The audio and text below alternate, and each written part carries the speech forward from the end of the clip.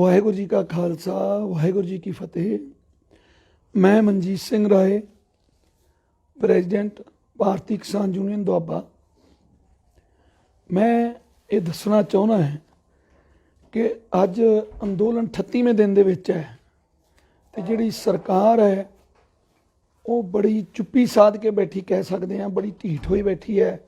1 2 3 4 मीटिंगां करके वो लोगों को गुमराह कर रही है कि असी बड़े किसान हितैषी हाँ ते किसानां दी गल सुनना चाहुंदे खुले मन नाल, पर वो सुनने वाली गल कोई नहीं। लोगों को गुमराह करने की गल है, दोगली जिन्हों कह दो राजनीति है। एक पासे नकली किसानां दा ग्रुप लियाउंदी है कि ये किसान कानूनां दे बड़े पक्षी ने, और दूसरे पासे किसानां नूं कह रही है कि असीं इहदे विच सोध कर रहे हैं। ये किड्डी क वड्डी गल है कि ये लोगों को गुमराह कर रहे हैं, झूठ का सहारा ले रहे हैं। और ये सरकार नूं ये जानना चाहिए कि ये किसान है, इहदा सबर ना देखा जाए, क्योंकि एक फसल बीजदा है, 1 साल तक इंतजार करता है। गन्ने की फसल जिहड़ी 1 साल की हुंदी है ते वो 1 साल फसल बीज के उहदा इंतजार करता है, उहदा पालन पोषण करता है। 1 साल बाद वेखदा है कि इहदे विच्चों मैनूं की घाटा ते नफा होना है, की इहदे विच्चों मेरी रोटी निकलनी है। इस करके ये लोग बड़े सबर सबूही वाले ने, ते सरकार जिन्ना चिर चाहे इस जाणगे नहीं वापस। इसे तरह अंदोलन जारी रहेगा शांतिपूर्वक। पर मैं सरकार नूं ये भी चेतावनी देनी चाहुंदा है कि सरकार लोकतंत्र का घाण कर रही है।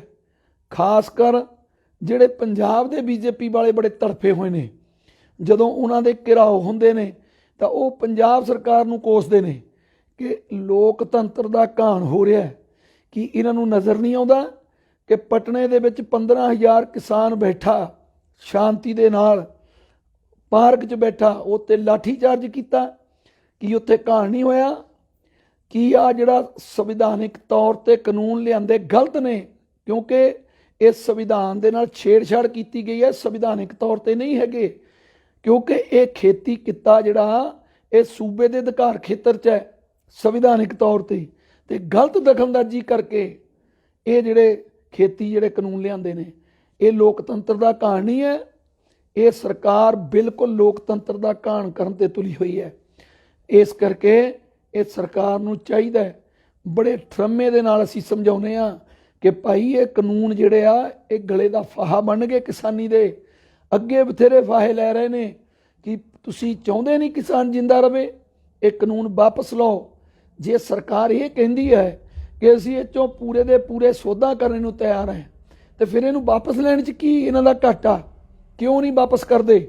इस करके नहीं वापस करते कि ये नवां कानून एक बनाउणा चाहुंदे ने कि असीं जिहड़े किसान उन्हां दे मोढे ते रख के ये गल कर दईए कि किसानां ने मन लिया कि नवां कानून जिहड़ा ये बन जाऊगा कि भावें 99% सोध हो गई, पर सूबे के अधिकारां दे विच असीं दखल नूं मन लिया।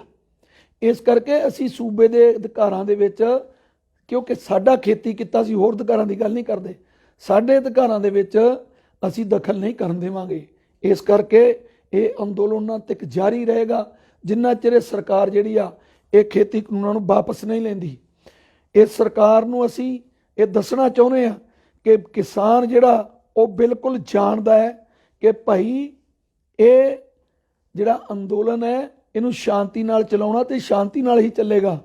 पर किसान ये जानदा है कि ये तुसीं किसान नूं इन्ना भोला मत समझो कि असीं उलझा लवांगे।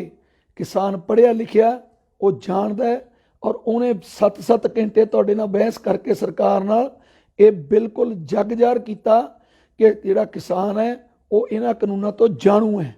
ये सरकार जिहड़ी कोझियां हरकतां करदी है, मैं अज तुहाडे माध्यम राहीं ये दसना चाहुंदा कि मेरे वीरो, ये बेशक IT विंग साडा अपना विंग है, पर मैं ये दसना चाहुंदा सारे मीडिया दे राहीं कि ये जिहड़े कानून ने कल्ला किसानी ते डाका नहीं, ये सारे आम वर्ग के हक्कां ते डाका है। ये तुहानूं पता लग जाऊ, जिहड़ा आटा अज 25 रुपए खरीदते हो ਜਦੋਂ ਇਹਨਾਂ ਦੇ ਸਟੋਰਾਂ 'ਚ ਕਣਕ ਚਲੀ ਗਈ, ਜਿਹੜਾ ਸਰਕਾਰ ਖੁੱਲ੍ਹ ਦੇ ਰਹੀ ਨਾ ਕਾਨੂੰਨਾਂ ਦੇ ਵਿੱਚ ਸਟੋਰ ਕਰਨ ਵਾਸਤੇ, ਤੇ ਇਹੀ ਆਟਾ ਤੁਹਾਨੂੰ 100 ਰੁਪਏ ਨੂੰ ਕਿਲੋ ਮਿਲੂਗਾ। ਇਸ ਕਰਕੇ ਇਹ ਸਾਰੇ ਵਰਗਾਂ ਦੀ ਲੜਾਈ ਹੈ। ਅਪੀਲ ਕਰਦੇ ਸਾਰੇ ਵਰਗਾਂ ਨੂੰ, ਕਿਸਾਨੀ ਅੰਦੋਲਨ 'ਚ ਸ਼ਾਮਲ ਹੋਵੋ, ਕਿਸਾਨਾਂ ਦਾ ਸਾਥ ਦੇਵੋ। ਤੇ ਸਰਕਾਰ ਨੂੰ ਅਸੀਂ ਇਹ ਲੋਕਾਂ ਨੂੰ ਦੱਸਣਾ ਚਾਹੁੰਦੇ ਹਾਂ ਕਿ ਸਰਕਾਰ ਦੀ ਜਿਹੜੀ ਨੀਅਤ ਔਰ ਨੀਤੀ ਦੋਵਾਂ 'ਚ ਹੀ ਖੋਟ ਹੈ।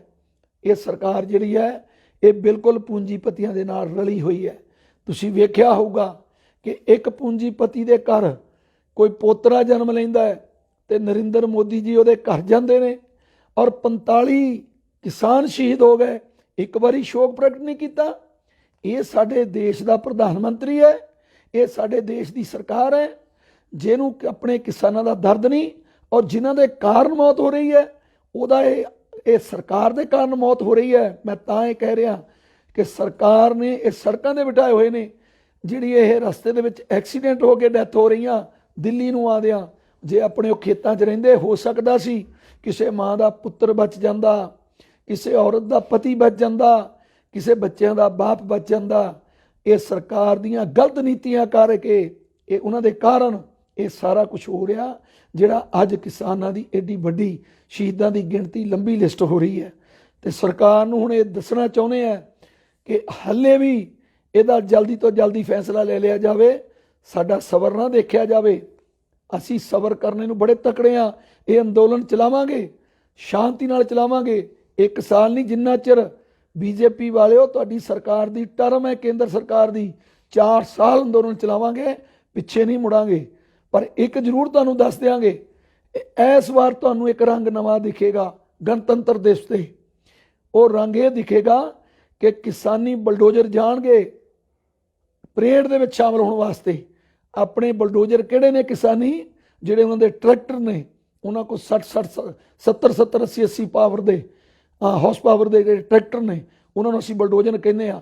ਬਲਡੋਜ਼ਰ ਤਾਂ ਕਹਿੰਦੇ ਆ ਕਿ ਜਿਹੜੇ ਸਰਕਾਰ ਨੇ ਬੜੇ ਬੜੇ ਬੈਰੀਕੇਡ ਲਾਏ, ਉਹ ਕਿਸਾਨਾਂ ਦੇ ਬਲਡੋਜ਼ਰਾਂ ਨੇ ਧੂ ਕੇ ਸਿੱਟ ਦਿੱਤੇ।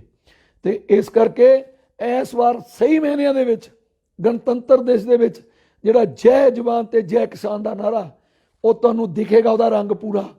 ਉੱਥੇ ਕਿਸਾਨ ਗਣਤੰਤਰ ਦਿਵਸ ਮਨਾਉਣ ਜਾਏਗਾ ਦਿੱਲੀ ਦੇ ਵਿੱਚ ਟਰੈਕਟਰਾਂ ਦੀ ਪਰੇਡ ਕਰਕੇ। ਇਸ ਕਰਕੇ ਸਰਕਾਰ ਨੂੰ ਦੱਸਣਾ ਚਾਹੁੰਦੇ ਆ ਕਿ ਜੇਕਰ ਸਰਕਾਰ ਚਾਹੁੰਦੀ ਹੈ ਕਿ ਸ਼ਾਂਤੀ ਦਾ ਮਾਹੌਲ ਬਣਿਆ ਰਹੇ, ਚੰਗਾ ਮਾਹੌਲ ਬਣਿਆ ਰਹੇ, ਤੇ ਇਹ ਸਾਰੇ ਕਾਨੂੰਨ ਰੱਦ ਕਰਕੇ ਕਿਸਾਨਾਂ ਨੂੰ ਉਹਨਾਂ ਦੇ ਘਰਾਂ 'ਚ ਵਾਪਸ ਭੇਜੇ, ਤੇ ਫਿਰ ਉਹਨਾਂ ਕਿਸਾਨਾਂ ਨੂੰ ਸੱਦਾ ਲਾਵੇ ਇਸ ਪਰੇਡ ਸ਼ਾਮਲ ਹੋਣ ਲਈ, ਜਿਹੜੇ ਕਿਸਾਨ ਸ਼ਾਂਤੀਪੂਰਵਕ ਇਸ ਅੰਦੋਲਨ ਦੇ ਵਿੱਚ ਸ਼ਾਮਲ ਹੋਣ।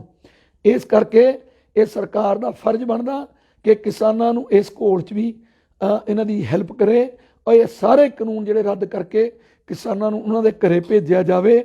ਔਰ ਬਿਲਕੁਲ ਇਹ ਤੁਹਾਨੂੰ ਵਾਅਦਾ ਕਰਦੇ ਹਾਂ ਕਿ ਅਸੀਂ ਇਹ ਅੰਦੋਲਨ ਨੂੰ ਸਿਰਮੌਰ ਅੰਦੋਲਨ ਬਣਾਉਣ ਲਈ ਪੂਰੀ ਵਾਹ ਲਾਵਾਂਗੇ, ਸ਼ਾਂਤੀਪੂਰਵਕ ਚਲਾਉਣ ਲਈ ਪੂਰੀ ਵਾਹ ਲਾਵਾਂਗੇ, ਔਰ ਪੰਜਾਬ ਨੂੰ ਪੂਰੇ ਵਰਲਡ ਦੀ ਸਿਰਮੌਰ, ਜਿਹਦੀ ਉਹ ਕਹਿ ਦਿਓ ਟੀਮ ਵਜੋਂ ਲੈ ਕੇ ਜਾਵਾਂਗੇ। ਇੱਕ ਪੰਜਾਬ ਜਿਹੜਾ ਉਹ ਸਿਰਮੌਰ ਬਣੇਗਾ ਪੂਰੇ ਵਰਲਡ ਦਾ, ਕਿ ਸ਼ਾਂਤੀਪੂਰਵਕ ਅੰਦੋਲਨ ਕਿਵੇਂ ਹੋਇਆ ਕਰਦੇ ਨੇ, ਉਹ ਸੇਧ ਦੇ ਕੇ ਜਾਵਾਂਗੇ ਪੰਜਾਬ ਵਾਲੇ। ਇਹ ਪਰ ਭਾਵੇਂ ਪੂਰੇ ਭਾਰਤ ਦੇ ਕਿਸਾਨ ਦਾ ਅੰਦੋਲਨ ਹੈ, ਪਰ ਫਿਰ ਵੀ ਕਿਉਂਕਿ ਅੰਦੋਲਨ 'ਚ ਅੱਗੇ ਹੋ ਕੇ ਪੰਜਾਬ ਆਇਆ, ਤੇ ਪੰਜਾਬ ਚੰਗੀ ਸੇਧ ਦੇ ਕੇ ਜਾਏਗਾ। ਗਰੀਬ ਗੁਰਬੇ ਦੀ ਜਿਹੜੀ ਰੋਟੀ ਫੁਲਕਾ, ਉਹ ਵੀ ਤੁਸੀਂ ਵੇਖਦੇ ਹੋ ਛਕਾਉਂਦਾ ਰੋਜ਼।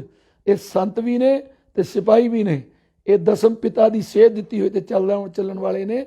ਇਸ ਕਰਕੇ ਸਰਕਾਰ ਨੂੰ ਅਪੀਲ ਕਰਦੇ ਹਾਂ, ਸਾਰੇ ਕਾਨੂੰਨਾਂ ਨੂੰ ਰੱਦ ਕਰੋ ਤੇ ਇਹਨਾਂ ਕਿਸਾਨਾਂ ਨੂੰ ਉਹਨਾਂ ਦੇ ਘਰੇ ਵਾਪਸ ਭੇਜੋ। ਵਾਹਿਗੁਰੂ ਜੀ ਕਾ ਖਾਲਸਾ, ਵਾਹਿਗੁਰੂ ਜੀ ਕੀ ਫਤਿਹ।